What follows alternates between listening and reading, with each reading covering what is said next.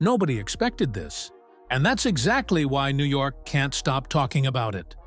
A 21-year-old wild card from the Philippines just knocked out one of the most star-studded pairings in the entire US Open draw. And she did it in straight sets, in front of more than 23,000 screaming fans on the biggest court in tennis. That's not a typo. That's not a fluke result buried on some outer court nobody watches. This happened on Arthur Ashe Stadium, the main stage, the one reserved for legends. And the team that got sent home was Elina Svitolina and Gael Monfils, a married couple with more Grand Slam pedigree between them than most players accumulate in a lifetime.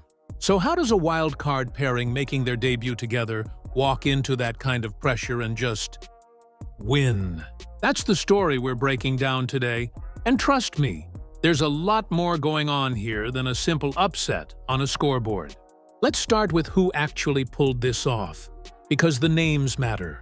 On one side of the net, you had Alex Eala, the rising Filipino star who has spent the last several months turning heads across the WTA Tour, paired with Felix Auger-Aliassime, the Canadian veteran who came into this tournament with real momentum of his own after a strong run in Cincinnati that saw him reach the round of 16.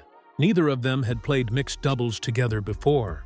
This was their debut as a team, and standing across the net was a pairing that, on paper, should have overwhelmed them.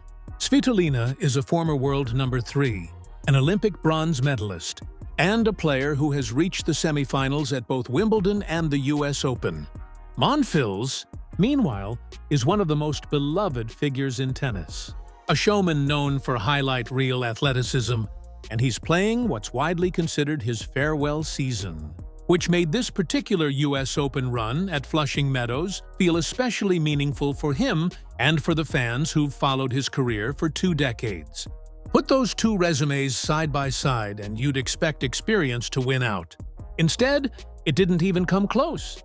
And to understand why, you have to understand something the US Open changed about mixed doubles that completely rewired how these matches get won.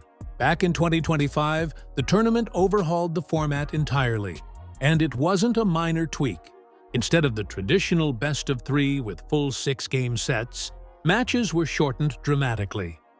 The first 2 sets are now played to just 4 games each. And if the match is tied after that, instead of a full 3rd set, players go straight into a match. Tiebreak played to 10 points. Only the final keeps anything resembling the old-school structure. Think about what that actually does to the psychology of a match. There's no time to ease into your rhythm. There's no cushion for a slow start.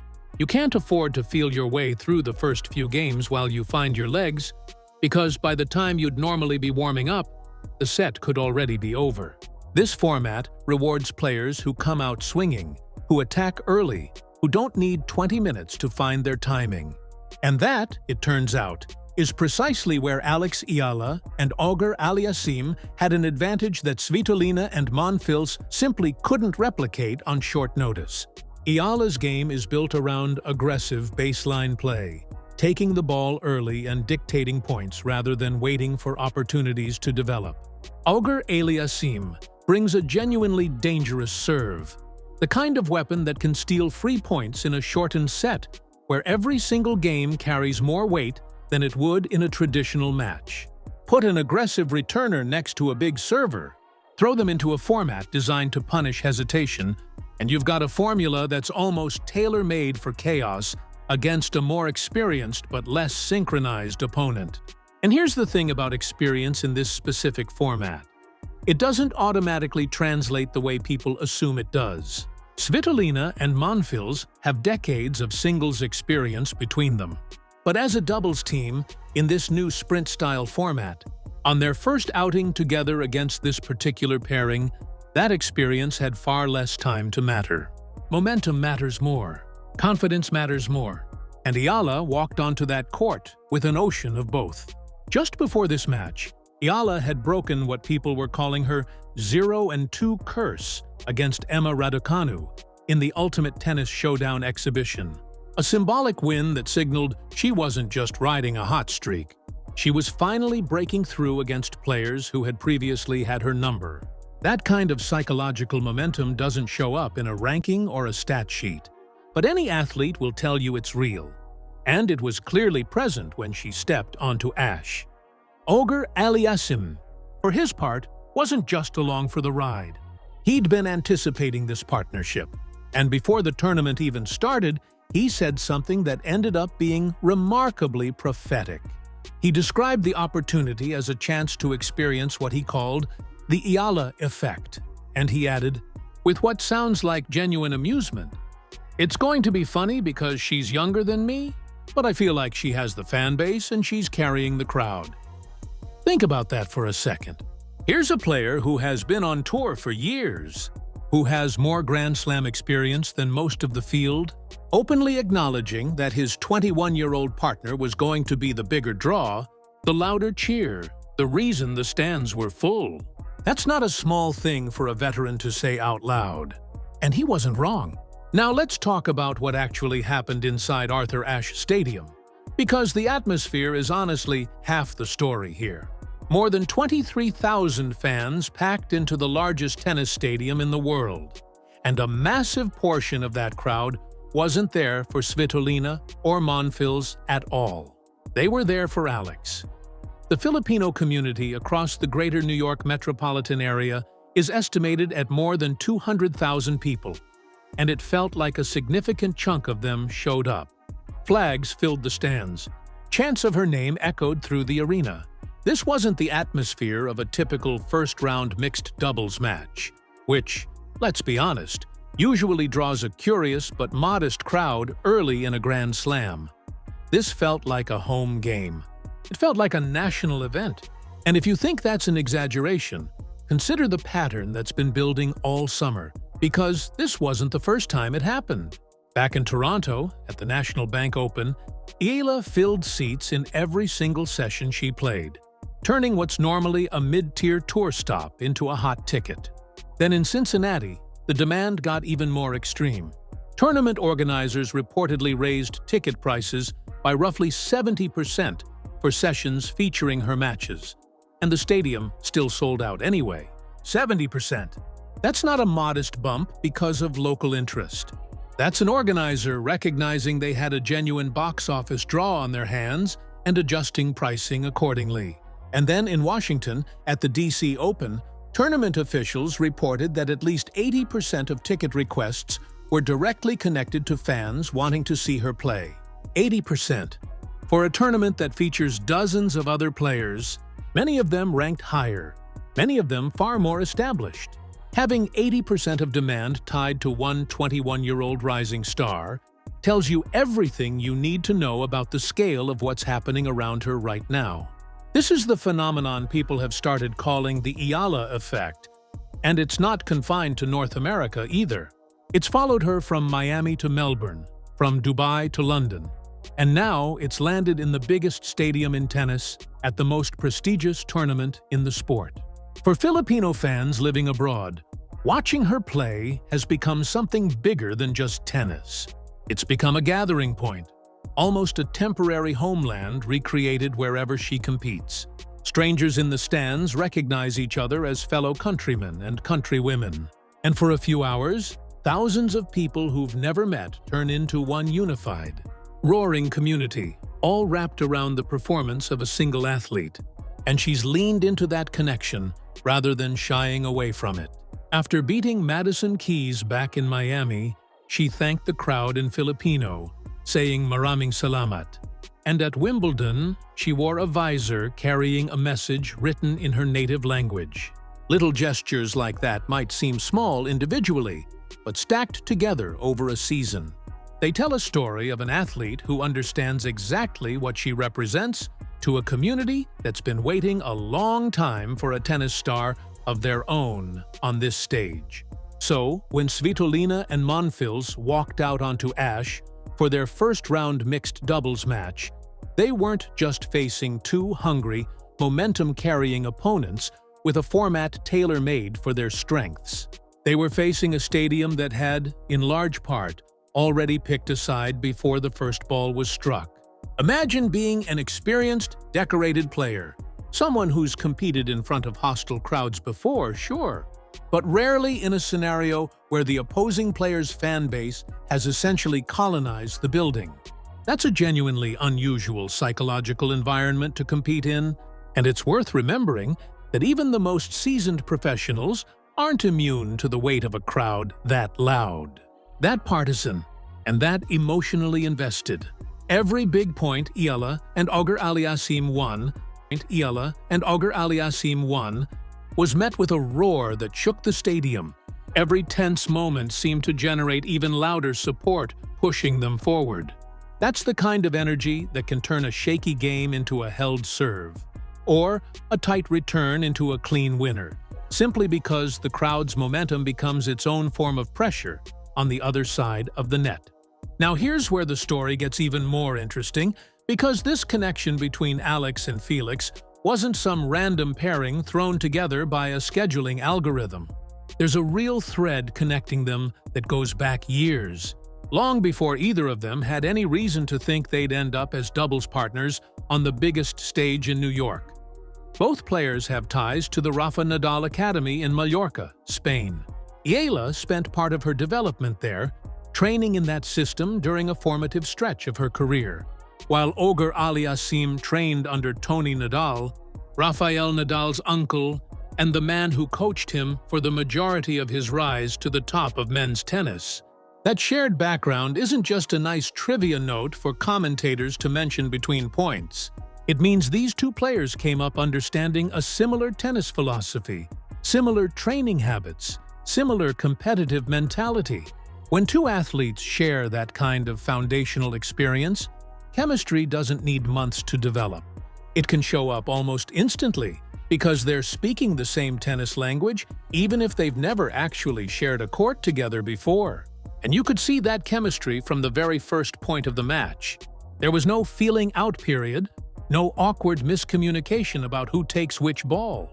None of the usual first-time partnership hiccups you might expect. Auger-Aliassime's serve gave them immediate low-risk holds. Eala's aggressive return game put pressure on Svitolina and Monfils from the opening exchanges. And in a format with almost no room for error, that kind of instant cohesion turned out to be decisive. Let's step back for a moment and talk about why this result actually matters beyond just one first-round mixed doubles match. Because it's easy to see a scoreline and move on. But this result carries real weight in a few different directions. First, for Alex Eala herself, this is another data point in what's already been a breakout season.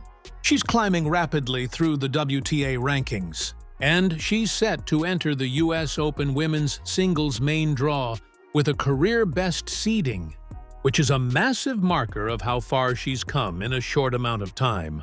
A win like this, in this environment, against opponents with this much experience, adds another layer of confidence heading into that singles run. Even though mixed doubles and singles are obviously different battles, confidence is contagious across formats. If you can go toe-to-toe with a former world number 3 and an Olympic medalist and come out on top in straight sets, in your debut as a team, in front of a sold-out Ash crowd, that's the kind of experience that can genuinely change how you feel walking onto any court for the rest of the tournament.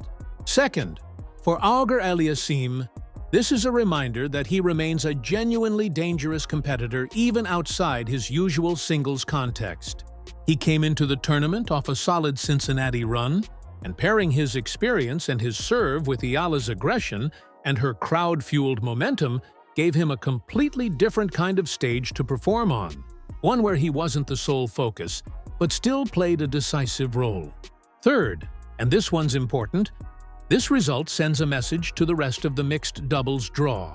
Wildcard teams are often treated as fun storylines that fade quietly in the first round, feel-good pairings that get a nice ovation, and then bow out to the more established duos. That's the expected script. Eala and Auger-Aliassime just threw that script out entirely. Any team that draws them in the next round now has to take them seriously. Not as a charming underdog story, but as a legitimate threat that just beat a former top-3 player and a fan-favorite veteran on the tournament's biggest court. That changes the calculus for everyone left in the draw. It's also worth pausing on what this means for the sport more broadly, because the rise of the Eala effect says something about where tennis fandom is heading. For years, the conversation around filling stadiums and driving ticket demand centered almost entirely on the sport's most established stars. The Grand Slam champions, the world number ones, the names that have been at the top for a decade or more. What's happening with Alex right now is a different kind of phenomenon. She's not the top seed. She's not a multiple Grand Slam champion. She's a 21-year-old with a career-best seeding on the horizon. And yet organizers are adjusting ticket prices around her presence. And fans are traveling internationally, filling stadiums specifically to watch her play. That's the kind of grassroots, community-driven momentum that can't be manufactured by marketing departments. It comes from somewhere real, from an underserved fan base finally having a star who represents them at the highest level of the sport. And once that kind of connection forms, it tends to compound. Every big win adds fuel. Every viral moment, every emotional gesture like thanking a crowd in her native language deepens the bond between her and the community that's rallying behind her. And now that bond has reached Arthur Ashe Stadium, arguably the loudest possible stage it could reach within tennis, which raises an obvious question. If the crowd was this intense for a first-round mixed doubles match, what happens when she's playing singles matches deeper into the tournament, potentially against bigger names, with even more on the line?